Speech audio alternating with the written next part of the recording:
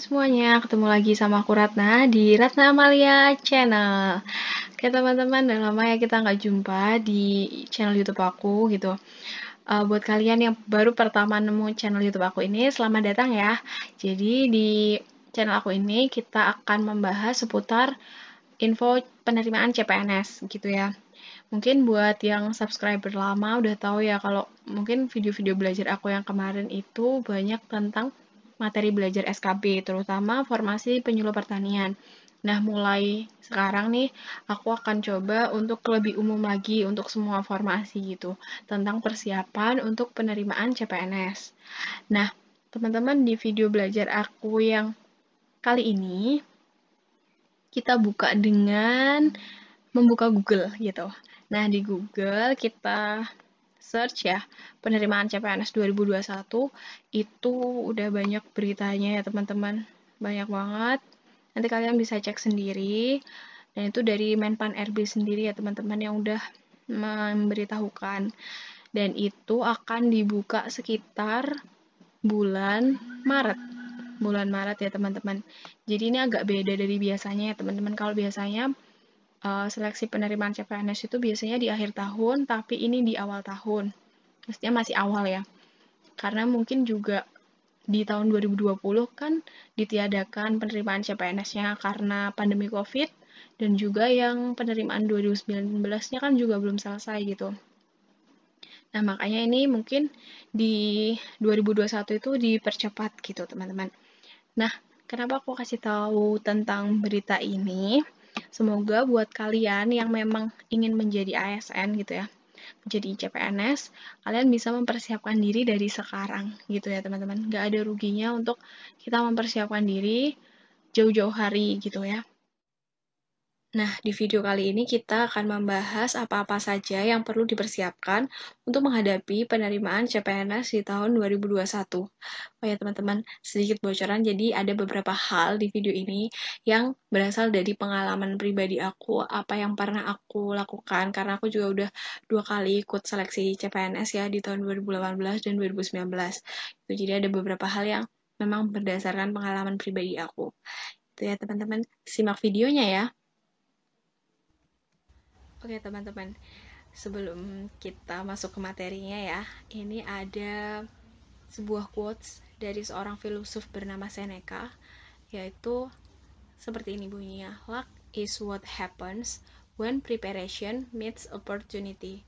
Jadi kurang lebih artinya adalah keberuntungan itu terjadi ketika persiapan bertemu dengan kesempatan.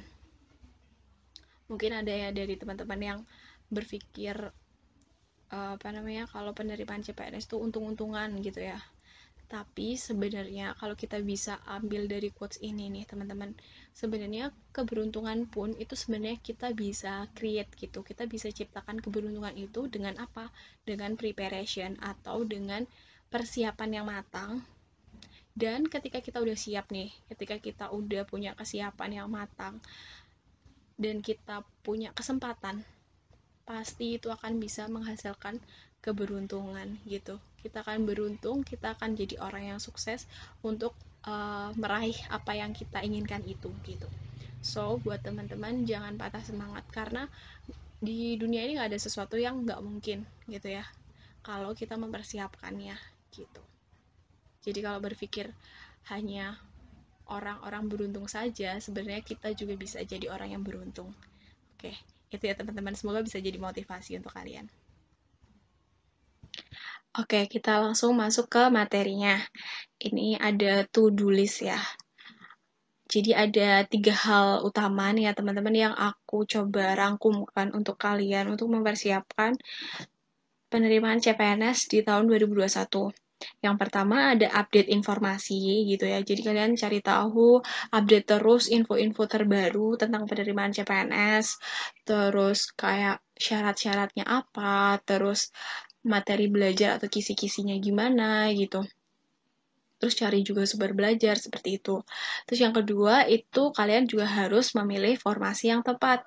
Gitu, cari tahu tentang instansi-instansi mana saja yang membuka lowongan untuk penerimaan CPNS kali ini, terus formasi apa saja yang disediakan, kualifikasi pendidikannya, jumlah pelamarnya, dan juga yang paling penting adalah gimana cara kita mengatur strategi untuk bisa lolos gitu. Terus yang ketiga adalah persiapkan diri. Nah, ini termasuk persiapan untuk seleksinya nanti ya teman-teman, karena ada seleksi administrasi dan juga ada tesnya juga kan. Nah, untuk seleksi administrasi itu juga jangan diremehkan. Kalian harus mempersiapkan dokumen-dokumen apa saja untuk kayak pendaftaran gitu ya, atau seleksi administrasi. Selain itu juga siapkan semangat kalian untuk belajar gitu. Oke, kita akan bahas lebih rinci lagi ya dari ketiga poin utama tadi, teman-teman. Yang pertama ada update informasi tentang penerimaan CPNS. Selalu update ya, teman-teman. Maka aku sarankan untuk kalian.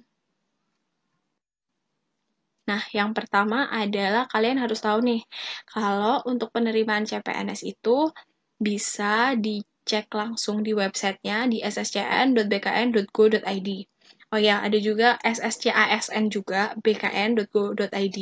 Itu kalau yang SSCASN itu nanti akan ada untuk CPNS sama Dikdin atau sekolah kedinasan, tapi kalau yang ini spesifik tentang CPNS ya. Jadi di SSCN ini, di situ nanti kalian, kalau misalnya nanti udah ada info resmi penerimaan CPNS, itu nanti kalian bisa buat akun, bisa masuk, bisa login. Oh ya, jangan lupa kalian siapin email yang aktif, jangan yang alay ya teman-teman. Itu. Terus nanti biasanya pakai NIK ya pendaftarannya. Gitu. Jadi pantengin terus websitenya karena untuk informasinya juga akan ada di website. Kalian nanti bikin akun, seperti itu. Pengumuman juga kalau misalnya nanti lolos seleksi administrasi, lolos ke tahap selanjutnya untuk jadwalnya juga akan ada di website tersebut. Selanjutnya, untuk kalian ya, karena ini mesti banyak yang generasi milenial, jadi jangan lupa untuk follow atau untuk subscribe sosial media dari BKN. Bisa cek, itu ada YouTube-nya di hashtag ASN Kini Beda, terus di Twitter di BKN Go ID, sama di Instagram BKN Go ID Official. Atau kalian juga bisa tambahin nih informasi kayak dari apa namanya BKPP atau BKN atau dari BKD gitu di masing-masing provinsi ataupun kabupaten kota kalau misalnya kalian mau daftar di Pemda gitu. Oke, teman-teman gitu ya.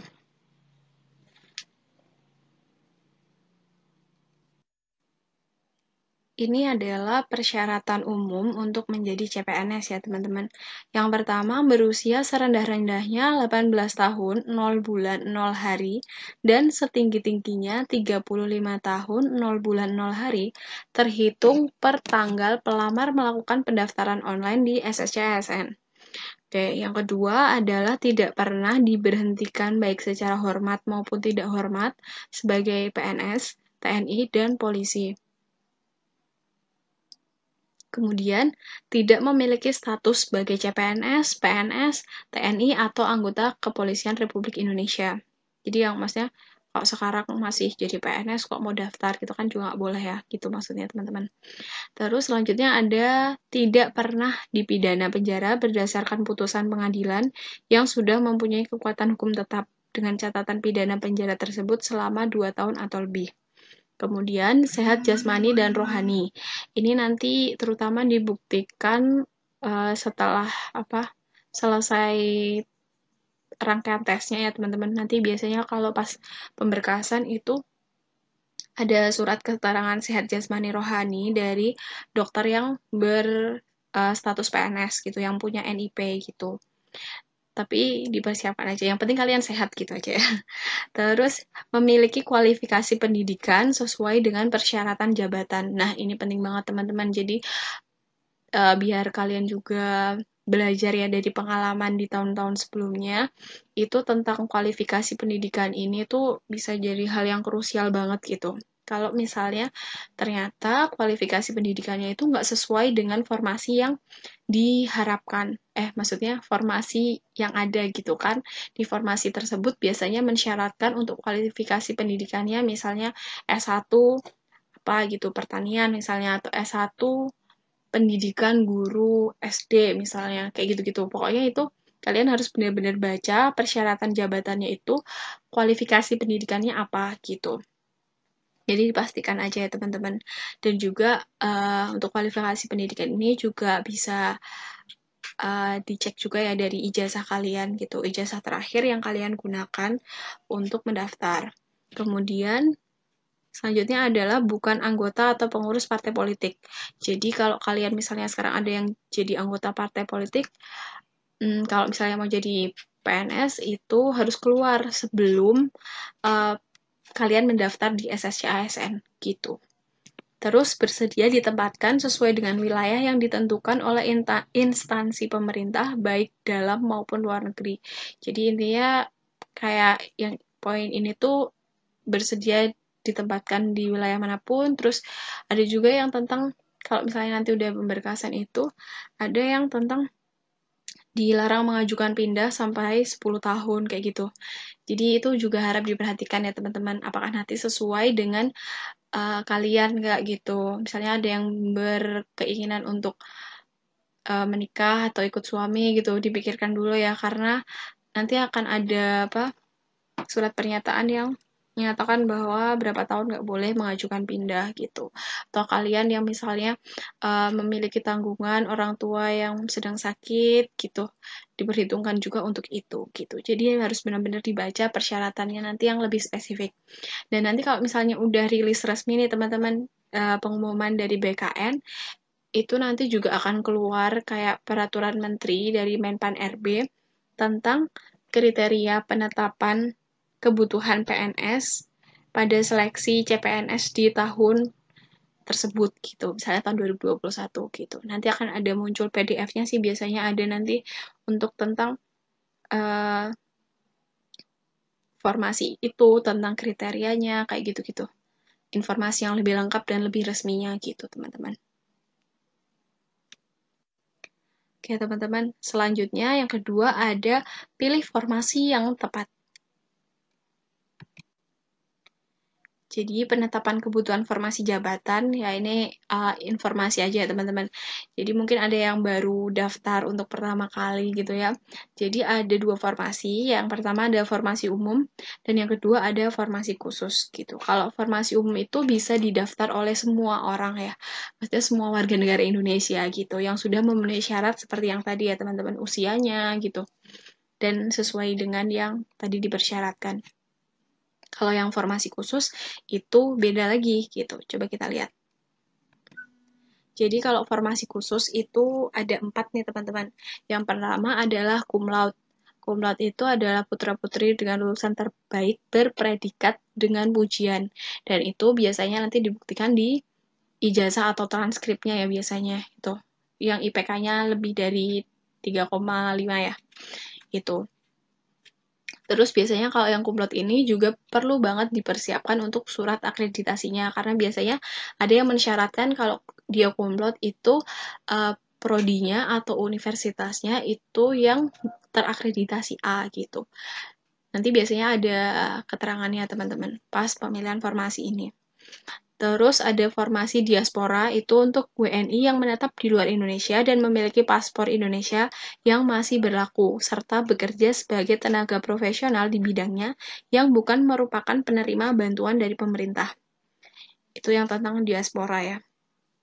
Kemudian penyandang disabilitas, yaitu penyandang disabilitas fisik pada anggota gerak kaki tungkai dengan derajat 1 atau 2, bukan disabilitas sensorik atau intelektual atau mental, dengan melampirkan surat keterangan dari dokter rumah sakit pemerintah atau puskesmas yang menerangkan kondisi disabilitas pelamar tersebut. Ini untuk disabilitas ya. Kemudian yang keempat ada yang formasi khusus untuk putra atau putri Papua dan Papua Barat. Gitu. Jadi kalau misalnya nanti kalian ada yang misalnya nih cum laude, terus kalian bisa coba yang formasi khusus. Tapi kalau misalnya kalian cum laude mau coba yang umum juga boleh gitu. Nah, karena kalian tadi udah tahu ya ada 2 jenis formasi, nah kalian nanti bisa pilih formasi ketika kalian nanti udah masanya atau udah waktunya bisa bikin akun. Buat akun bisa login ke SSCASN, terus nanti kalian bisa search itu kayak instansi, jabatannya apa, terus lokasi penempatannya di mana, kemudian kualifikasi pendidikannya apa, dan jenis formasinya umum ataupun formasi khusus. Nah, nanti juga biasanya ada kolom yang kayak jumlah pendaftar yang real time gitu, itu kalian juga bisa pantau. Kalian bisa main strategi juga di situ gitu ya teman-teman. Maksudnya bisa dilihat nih banyak pesaingnya nggak gitu. Itu penting banget untuk apa? Untuk kalian itu bisa memprediksi atau kalian bisa memperbesar peluang kalian lolos. Oh ya, FYI ya, buat yang pertama kali ikut seleksi CPNS ya. Jadi nanti untuk seleksi pertama itu kan setelah administrasi, maksud aku itu nanti akan ada SKD atau seleksi kompetensi dasar. Nah, dari seleksi kompetensi dasar itu kalian harus lolos yang namanya passing grade. Nah, setelah lolos passing grade, kalian akan di-ranking. Di-ranking di instansi dan formasi yang kalian tuju itu. Nah, yang bisa masuk atau lolos ke tahap SKB atau seleksi kompetensi bidang adalah 3 kali formasi. Jadi kalau suatu formasi, misalnya kayak aku dulu kan pilihnya di penyuluh pertanian nih, formasi penyuluh pertanian, instansinya di Pemkab Bogor gitu ya, contoh. Nah, di situ misalnya yang dibutuhin satu orang aja nih, berarti cuman 3 kali 1, jadi 3 kali 1, jadi kan tetap 3 ya, 3 orang aja nih teman-teman yang bisa lolos ke tahap SKB gitu.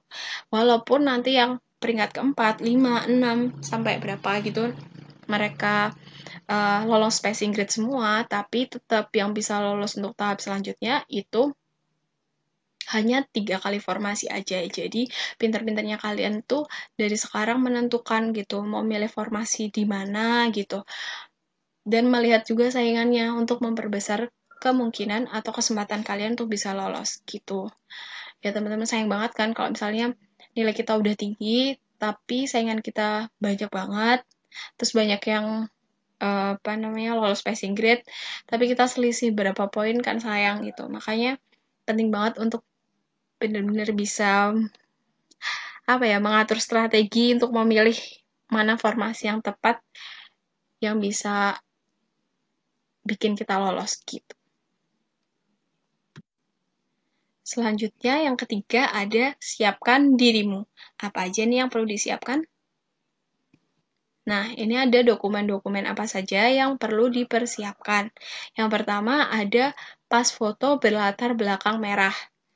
Jadi pas foto terbaru ya teman-teman, biasanya pakai baju putih dengan jas hitam gitu, terus pakai jilbab putih atau hitam sebenarnya juga bisa aja, tapi nanti bisa dibaca lagi ketentuannya, biasanya ada ketentuannya. Terus KTP pasti ya, kalian harus butuh KTP karena butuh NIK untuk nanti login di SSCASN. Terus ijazah, mulai aja dicari dari sekarang yang udah lulusnya berapa tahun gitu. Kalau yang masih baru-baru, yang fresh grade gitu, pasti ijazahnya masih kelihatan banget ya. Terus transkrip nilai, terus surat lamaran. Kalau surat lamaran ini biasanya kalian bisa bikin sendiri, atau kalau misalnya ada instansi-instansi yang punya formatnya, nanti dari sana udah nyediain format, kalian tinggal tulis ulang dengan tangan, ataupun ada juga yang tinggal ngisi gitu. Mohon maaf, tinggal ngetik maksud aku. Terus surat keterangan akreditasi dari prodi maupun dari universitas ya teman-teman, terutama kalian yang mau daftar formasi